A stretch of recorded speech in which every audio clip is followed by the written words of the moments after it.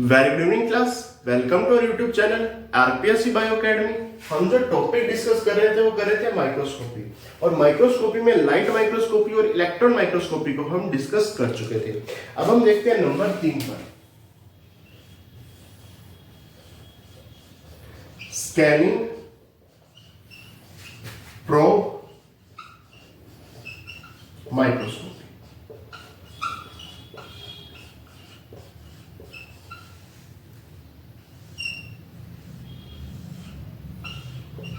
Scanning probe microscopy.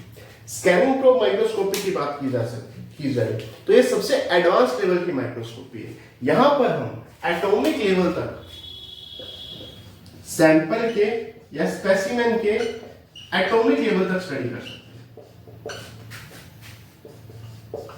हैं। Atom तक हम यहां पर इसकी स्टडी कर सकते हैं। अच्छा, ऐसा क्यों? क्योंकि यहां पर जो रिजोल्यूशन पावर है या जो रिजोल्यूशन है वो नैनोमीटर तक के स्केल में आ जाता है, वो नैनोमीटर तक के स्केल में आ जाता है। तो यहां पर जो हम स्टडी कर सकते हैं, यहां पर एटॉमिक लेवल तक स्टडी की जा सकती है, क्योंकि रिजोल्यूशन कहां तक आ जाता है? नैनोमीटर स्केल तक आ जाता है। यहां पर फिजिकल प्रोब टिप की रिक्वायरमेंट होती है। फिजिकल प्रोब टिप की रिक्वायरमेंट होती है। स्कैनिंग प्रोब माइक्रोस्कोपी की बात करें तो ये दो प्रकार की है, जिसमें पहली है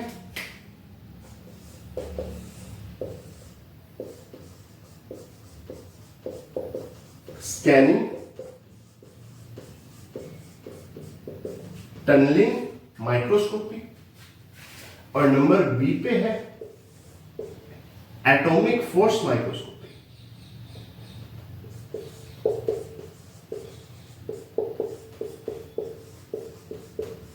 atomic force microscopy, scanning tunnelling microscopy, atomic force microscopy. अगर मैं स्कैनिंग टनलिंग माइक्रोस्कोपी की बात करूं, यहां पर जो टिप है, जो फिजिकल प्रोब टिप है और जो सैंपल है, टिप और सैंपल के बीच में यहां पर टनलिंग करंट को मेजरमेंट किया जाता है। टनलिंग करंट का मेजरमेंट किया जाता है, मेजर किया जाता है। हम यहां पर किसको मेजर कर रहे हैं? टिप और सैंपल के बीच में जो टर्निंग करंट है उसको मेजर कर रहे हैं। अगर यहां पर करंट को मेजर किया जा रहा है तो यहां पर जो सैंपल होगा उसकी एक रिक्वायरमेंट होगी कि वो कैसा हो? कंडक्टिव हो, कंडक्टिंग सैंपल होना चाहिए। क्यों? क्योंकि यहां पर करंट को मेजर किया जा रहा है। एटॉमिक फोर्स माइक्रोस्कोपी की बात की जाए तो यहां पर टिप और जो सैंपल है, टिप और जो सैंपल है उसमें इंटरैक्टिव फोर्स को मेजर किया जाता है। इंटरैक्टिव फोर्स को क्या किया जाता है? मेजर किया जाता है। यहां पर किसको मेजर किया जा रहा है? फोर्स को मेजर किया जा रहा है। तो यहां पर कंडक्टिंग सैंपल की रिक्वायरमेंट नहीं होगी, कंडक्टिंग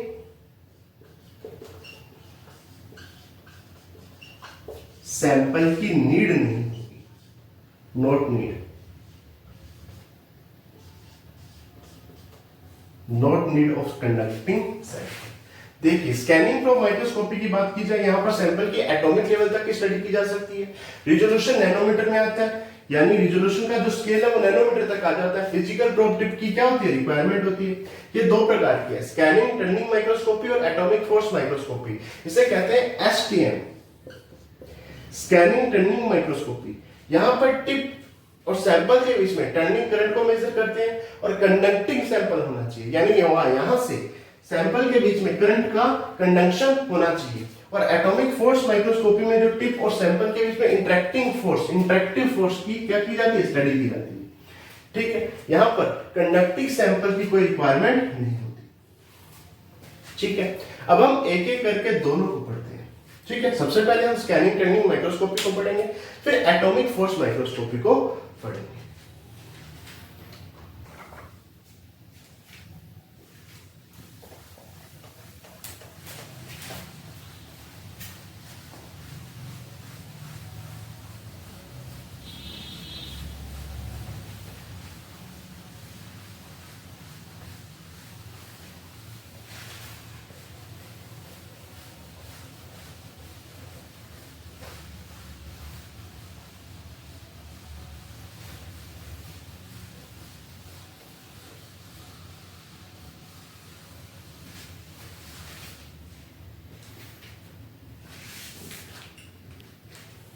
देखिए अब नंबर ए पर पढ़ते हैं।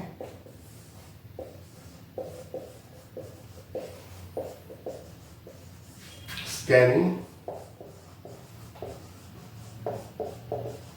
टनलिंग,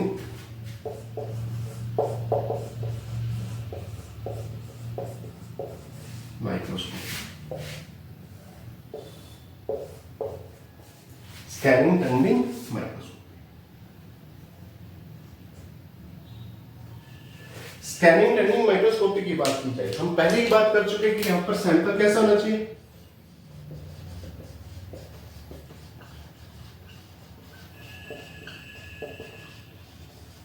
कंडक्टिंग सैंपल होना चाहिए। नंबर 2, अगर मैं आगे बात करूं तो देखिए स्कैनिंग, टनलिंग, माइक्रोस्कोप में हमने पहले ही बात की थी कि यहां पर जो रिजोल्यूशन पावर है वो नैनोमीटर में आ जाती है। अगर मैं लैटरल रिजोल्यूशन की बात करूं तो होती है 0.1 नैनोमीटर, और वर्टिकल रिजोल्यूशन या डेप्थ रिजोल्यूशन की बात करूं वो आ जाता है 0.01 नैनोमीटर। ठीक है, यहां पर एक स्कैनिंग टिप पाई जाती है, या स्कैनिंग टिप प्रोब, या scanning probe tip, scanning probe tip पाई जाती है जो कि टंगस्टन की बनी होती है।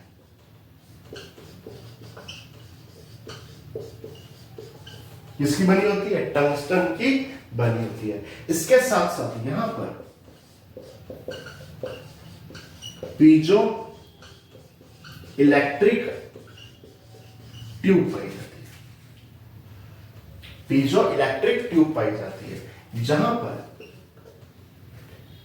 कैथोड और एनोड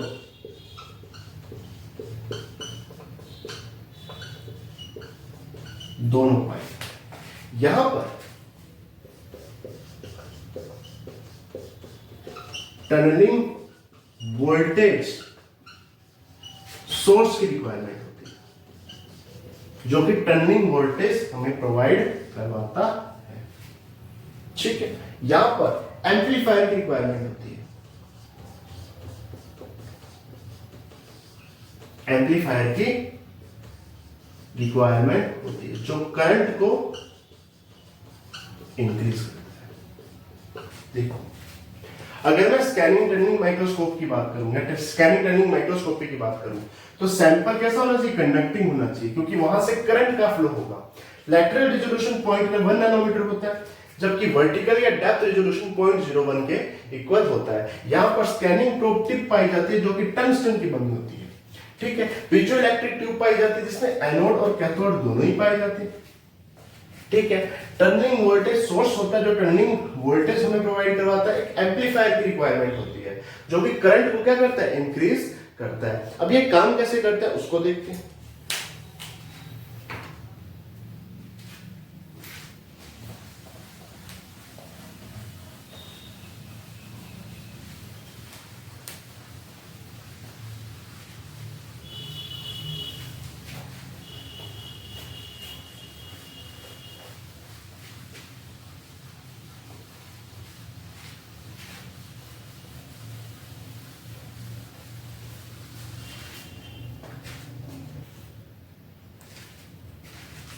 देखिए यदि मैं आगे बात करूं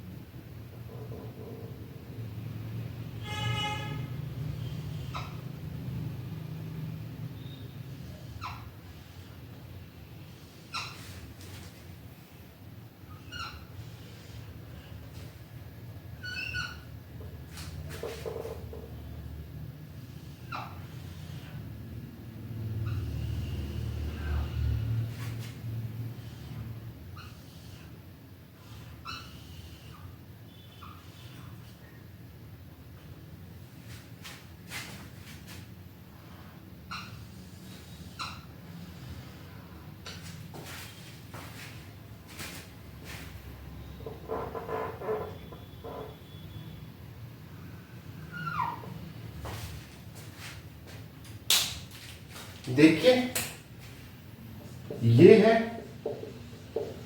पीजो इलेक्ट्रिक ट्यूब, जिसके अंदर दोनों है, कैथोड और एनोड दोनों है। ये है टिप,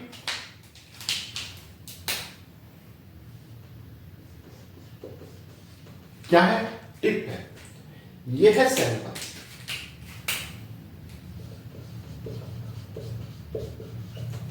सैंपल। ये है amplifier, tunnelling current amplifier, tunnelling current amplifier. यहां लिख देता हूं।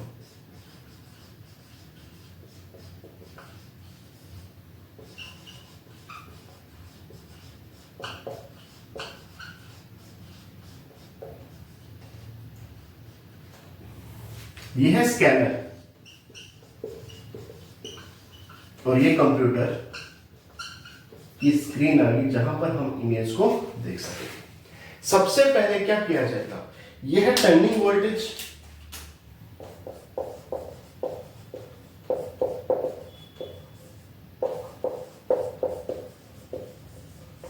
क्या है? Turning voltage.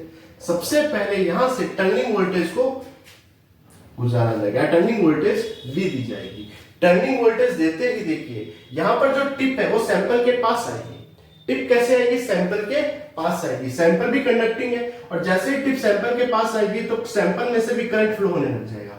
तो एक तो ये करंट फ्लो होने लग जाएगा और वही करंट टीसीए के पास जाएगा, टर्निंग करंट एम्पलीफायर के पास जाएगा, जो कि करंट को क्या कर देगा? बढ़ा देगा और यहां से एक सर्किट पूरा करेगा और वो वापस पीजो इलेक्ट्रिक ट्यूब में एक वायर वापस चली जाएगी। जबकि टीसीए से दूसरी वायर स्कैनर में जाएगी जो कि इस करंट को स्कैन करेगा, जो कि इस करंट को क्या करेगा? स्कैन करेगा और स्कैन करके कंप्यूटर में भेजेगा जहां पर हम इसकी इमेज को देख पाएंगे। यानी टर्निंग वोल्टेज से यहां से वोल्टेज उत्पन्न हुई और जैसे ही टिप इस सैंपल से लगेगी या सैंपल के पास आएगी तो यहां पर करंट का फ्लो बढ़ेगा और सैंपल जैसा सैंपल होगा उतना ही करंट फ्लो आगे बढ़ता जाएगा। और यहां पर टर्निंग करंट एम्पलीफायर इस करंट को एम्पलीफायर करके स्कैनर के पास भेजेगा जहां से कंप्यूटर में हमें इमेज पता चलेगी और टीसीए ये सर्किट पूरा करते हुए वापस पीजो इलेक्ट्रिक ट्यूब में से भेज देगा। अब इसे थोड़ा सा समझते हैं और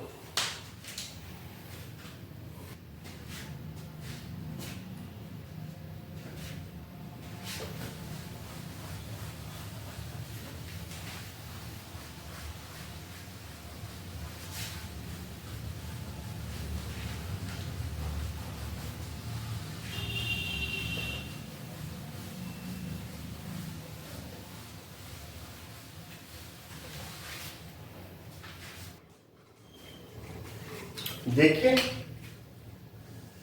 मान लीजिए ये सैंपल है। अच्छा सैंपल है कैसा? कंडक्टिंग सैंपल है, ठीक है। यहां पर वोल्टेज लगी हुई है, क्या लगी हुई है? वोल्टेज लगी हुई है। ये है टिप, कुछ इस तरह से टिप है। टिप अभी सैंपल के ऊपर ऐसे टकराई नहीं है, सैंपल से थोड़ी दूरी पर है और यहां पर भी क्या आ रही है? वोल्टेज ही तो आ रही है। अगर कंडक्टिंग सैंपल है तो यहां पर कंडक्टिंग क्यों है? क्योंकि यहां पर इलेक्ट्रॉन्स पाए जा रहे हैं। क्या पाए जा रहे हैं? इलेक्ट्रॉन्स पाए जा रहे हैं। जैसे ही ये टिप इस सैंपल से टकराएगी, देखिए जो स्मॉल पार्टिकल्स होते हैं, चाहे वो लाइट हो चाहे वो इलेक्ट्रॉन्स हो, उनमें ड्यूअल नेचर पाई जाती है। उनमें पार्टिकल का नेचर पाया जाता है या उनमें वेव का नेचर पाया जाता है, दोनों नेचर पाए जाते हैं।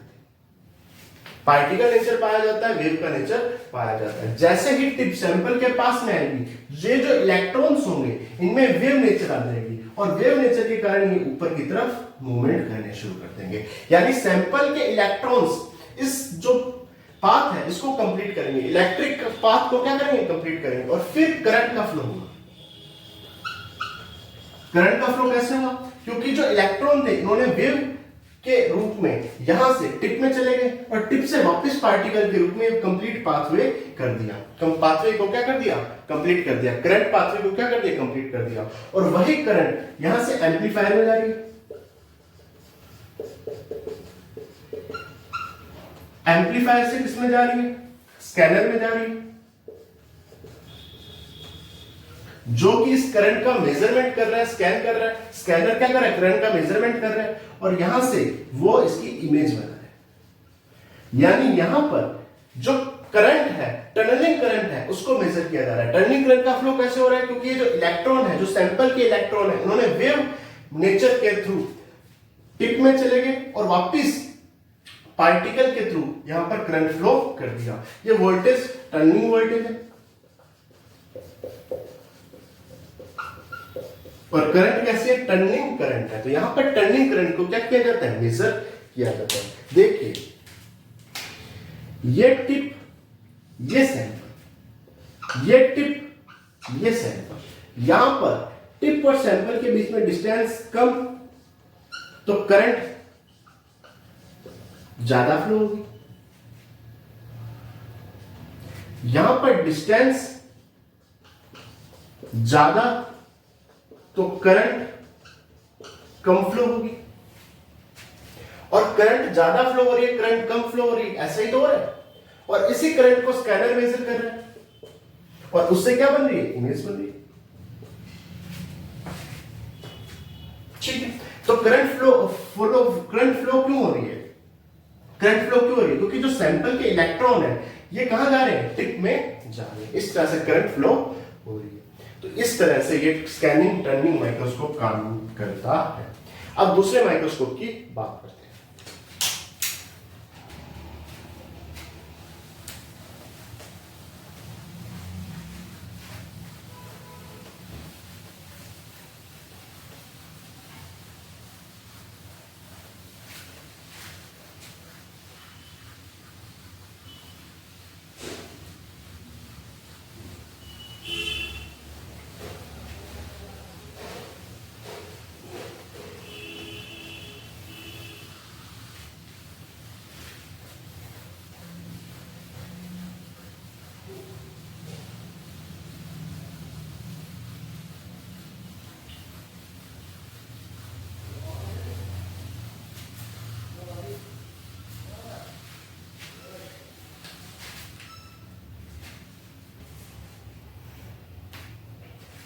देखिए, अब नंबर बी पे चलते हैं।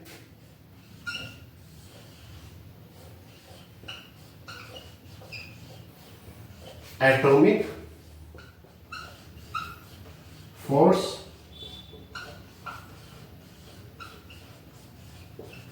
माइक्रोस्कोपी। एटॉमिक फोर्स माइक्रोस्कोपी की बात की जाए तो ये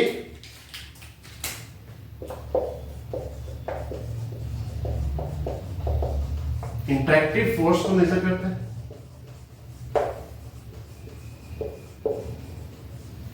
यहां पर कंडक्टिंग सैंपल होना रिक्वायरमेंट नहीं है, नो नीड ऑफ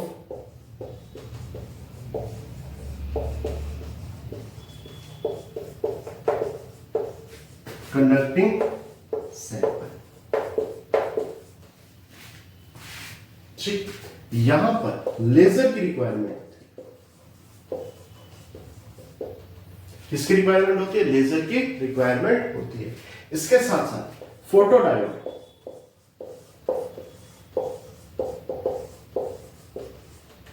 किसकी रिक्वायरमेंट है? फोटोडायोड की रिक्वायरमेंट है। फोटोडायोड क्या करता है? ये पोजीशन सेंसिटिव,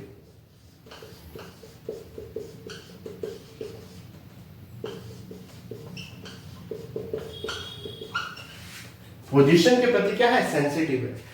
और position sensitive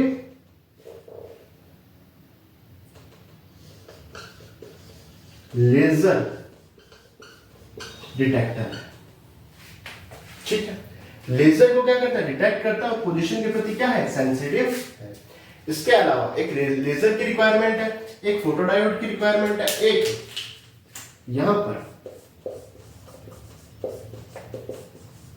cantilever with tip की रिक्वायरमेंट है। कैंटिलीवर विद टिप की क्या है रिक्वायरमेंट है। पहली बात, ये इंटरेक्टिव फोर्स का क्या करता है, मेजरमेंट करता है। No need of conducting sample, यानी यहाँ पर सैंपल कंडक्टर है या नहीं है उससे कोई फर्क नहीं पड़ेगा। ठीक है, लेजर की रिक्वायरमेंट होती है। फोटोडायोड है जो कि पोजीशन के प्रति सेंसिटिव है और लेजर को क्या करता है, डिटेक्टर है, लेजर का डिटेक्ट करता है। ठीक है, और साथ में कैंटिलीवर विद टिप की रिक्वायरमेंट होती है। अब इसे थोड़ा सा समझते हैं।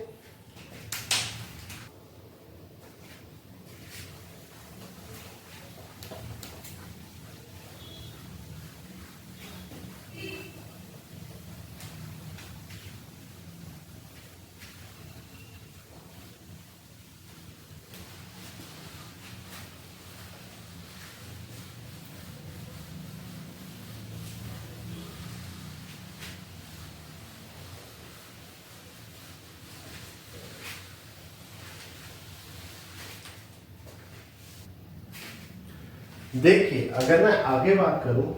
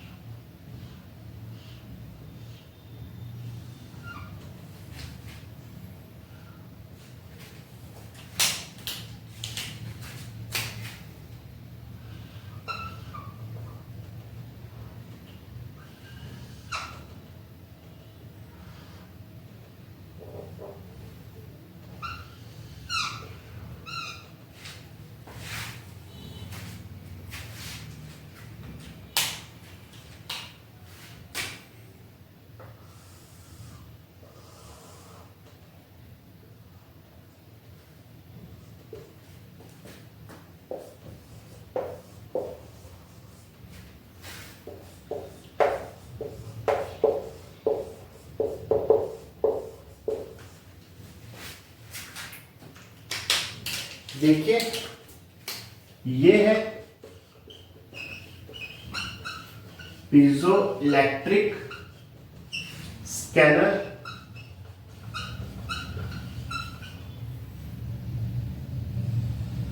पीजो इलेक्ट्रिक स्कैनर,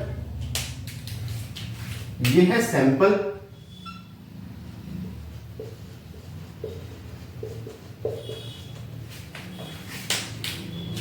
यह है कैंटिलीवर,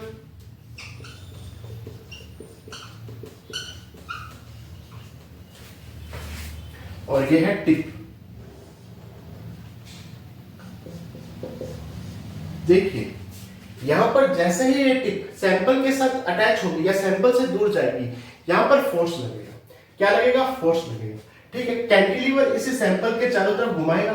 पीजो इलेक्ट्रिक स्कैनर यहां पर जो स्कैनिंग हो रही है उसको क्या करेगा, इंड्यूस करेगा। कैसे, देखिए सबसे पहले लेजर लाइट को कहां डाला जाएगा, कैंटिलीवर के पास। कैंटिलीवर लेजर लाइट को क्या करेगा, रिफ्लेक्ट करेगा और वो जाएगी फोटोडायोड के पास। कहां जाएगी, फोटोडायोड के पास। ये कैसा है, पोजीशन सेंसिटिव है।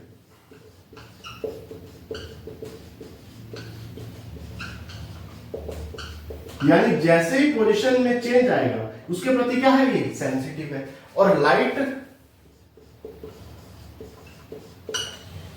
क्या है, डिटेक्टर है। इस लाइट को डिटेक्ट करेगा, क्यों, जैसे ही पोजीशन के प्रति कुछ भी सेंसिटिव होता है, पोजीशन जैसे ही चेंज होती है, क्योंकि पोजीशन के प्रति क्या है, सेंसिटिव है। जैसे ही पोजीशन चेंज होती है ये लाइट को उस तरह से डिटेक्ट करता रहता है और साथ में क्या करता रहता है, इमेज का फॉर्मेशन करता रहता है। इमेज का फॉर्मेशन, आगे ये इमेज को बनवाता रहता है। ठीक है, टिप यहां पर सैंपल के ऊपर इस तरह से घुमाव करती है और टिप और सैंपल में क्या, कौन सा फोर्स लगता है, टिप और सैंपल में इंटरेक्टिव फोर्स लगता है। इंटरेक्टिव फोर्स लगता है और उस फोर्स को लेजर लाइट क्या करती है, यहां पर पहचानती है और फोटोडायोड के पास लेकर जाती है, जो कि पोजीशन के प्रति सेंसिटिव है, लाइट को डिटेक्ट करता है और इमेज के फॉर्मेशन में हेल्प करता है। तो ये इसकी पूरी क्या आ गई, वर्किंग आ गई। अब देखते हैं ये फोर्स लगता क्यों है और फोर्स कैसे लगता है। ठीक है, इस फोर्स को कौन क्या कर रहा है, पहचान रहा है। तो लेजर लाइट यहां पर रिफ्लेक्ट होकर फोटोडायोड के यहाँ पर लेजर लाइट को क्या कर रहा है, एक्सेप्ट कर रहा है, और वो क्या कर रहा है, ये जो फोर्स लग रहा है उसको पहचान रहा है, उसका आइडेंटिफिकेशन कर रहा है, और उस हिसाब से क्या बन रही है, इमेज बन रही है। अब फोर्स लगता कैसे, उसके बारे में बात करते हैं।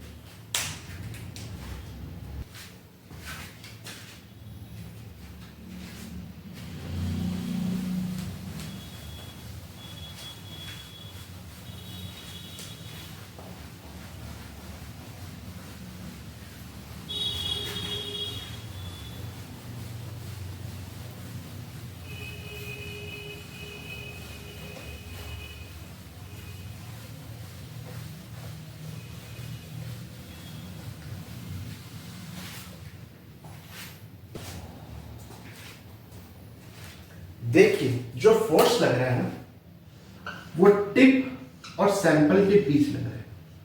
इन दोनों के बीच में इंटरेक्टिव फोर्स जनरेट हो रहा है। फोर्स जब लगेगा तो उसकी 3 स्टेज है। पहली कॉन्टैक्ट स्टेज। कौन सी स्टेज, कॉन्टैक्ट स्टेज।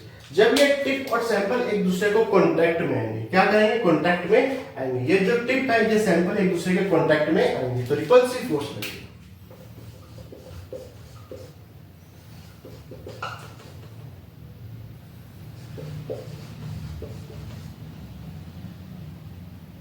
कौन सा फोर्स लगेगा, रिपल्सिव फोर्स लगेगा या प्रतिकर्षण लगेगा। एक दूसरे को प्रतिकर्षित करेंगे, एक दूसरे को यहां से हटाने का प्रयास करेंगे।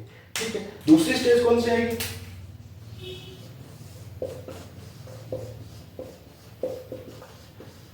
Tapping stage. टैपिंग स्टेज में क्या होगा,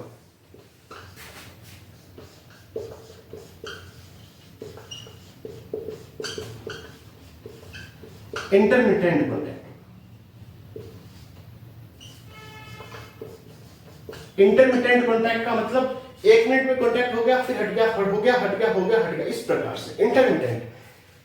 ठीक है, यानी क्षणिक कॉन्टैक्ट होगा, क्षणिक, बहुत कम समय के लिए कॉन्टैक्ट होगा, फिर हट जाएगा, फिर कॉन्टैक्ट होगा, फिर हट जाएगा। तो यहां पर रिपल्सिव फोर्स भी लगेगा एंड अट्रैक्टिव फोर्स भी लगेगा।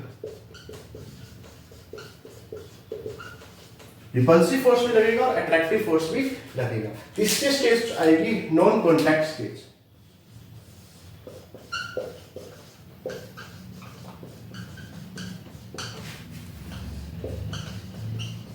जहां पे सैंपल और जो ये टिप है, इन दोनों के बीच में कोई कॉन्टैक्ट नहीं है, नो कॉन्टैक्ट स्टेज है। यहां पर अट्रैक्टिव फोर्स लगेगा।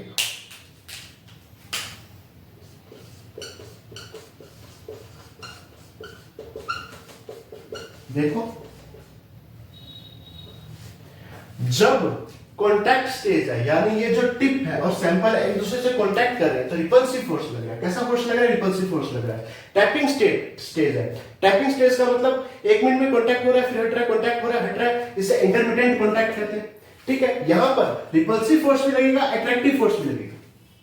ठीक है, फिर नॉन कॉन्टैक्ट स्टेज में कौन सा फोर्स लगेगा, अट्रैक्टिव फोर्स लगेगा। कौन सा फोर्स लगेगा, अट्रैक्टिव फोर्स लगेगा। इस फोर्स को यहां से जो लेजर आ रही है, लेजर लाइट आ रही है, और यहां से फोटोडायोड के पास वो लेजर लाइट जा रही है।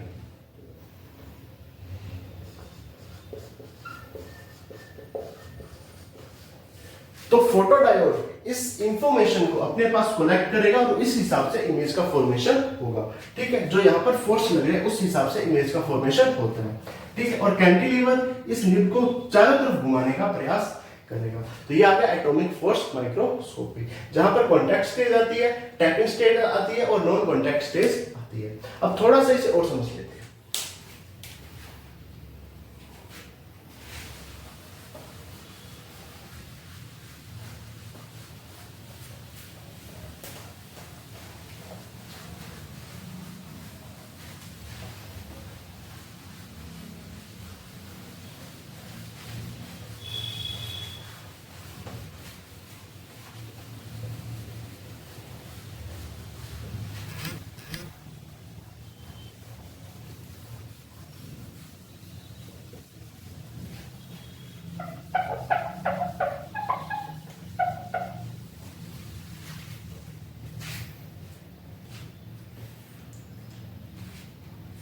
देखिए, अगर मैं आगे बात करूं ये है फोर्स,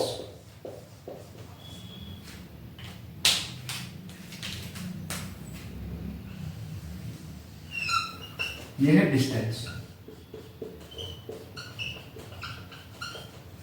क्या है? डिस्टेंस।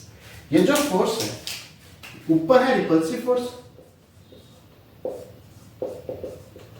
नीचे है अट्रैक्टिव फोर्स। Attractive force.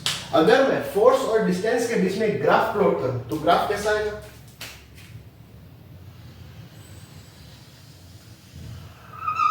ये ग्राफ आएगा। ठीक, कैसे?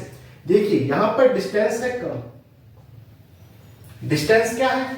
कम है, तो फोर्स ज्यादा लग रहा है। कौन सा? रिपल्सिव फोर्स ज्यादा लग रहा है। अब डिस्टेंस बढ़ रही है, देखो यहां पर ऐसे डिस्टेंस आ गई जहां पर कोई फोर्स नहीं लग रहा। फोर्स क्या आ गया? जीरो फोर्स आ गया। ठीक है, अब जैसे डिस्टेंस बढ़ रही है अट्रैक्टिव फोर्स, जैसे डिस्टेंस बढ़ रही है अट्रैक्टिव फोर्स, जैसे डिस्टेंस बढ़ रही है अट्रैक्टिव फोर्स भी बढ़ रहा है। और ऐसे डिस्टेंस आ जाएगी जहां पर क्या हो जाएगा? फोर्स लगना ही बंद हो जाएगा। मान लीजिए टिप और सैंपल के बीच में इतनी डिस्टेंस आ गई कि फोर्स नहीं लग रहा। देखो यहां पर डिस्टेंस कितनी बढ़ गई? इतनी बढ़ गई, तो क्या हो गया? फोर्स नहीं लग रहा। तो यहां पर पहले अगर डिस्टेंस कम है तो रिपल्सिव फोर्स लगेगा, डिस्टेंस बढ़ेगी बढ़ेगी बढ़ेगी, एक टाइम आएगा जब फोर्स क्या हो जाएगा? जीरो हो जाएगा। फोर्स क्या हो जाएगा? जीरो हो जाएगा। अब फोर्स बढ़ेगा अट्रैक्टिव में, अट्रैक्टिव फोर्स बढ़ेगा। अब जैसे जैसे डिस्टेंस बढ़ेगी अट्रैक्टिव फोर्स बढ़ता जाएगा। फिर जैसे डिस्टेंस बहुत ज्यादा हो जाएगी, दोनों के बीच में सैंपल और जो टिप है उन दोनों के बीच में डिस्टेंस बहुत ज्यादा हो जाएगी, तो फोर्स लगना वापस कम होता जाएगा। लास्ट में कितना फोर्स हो जाएगा? जीरो फोर्स हो जाएगा। ये ग्राफ है फोर्स और डिस्टेंस के बीच में एटॉमिक फोर्स माइक्रोस्कोपी का। ठीक है, इसी के साथ आपका जो माइक्रोस्कोपी का टॉपिक है ये कंप्लीट होता है। अब कल हम एक नए टॉपिक के साथ मिलेंगे। Thank you.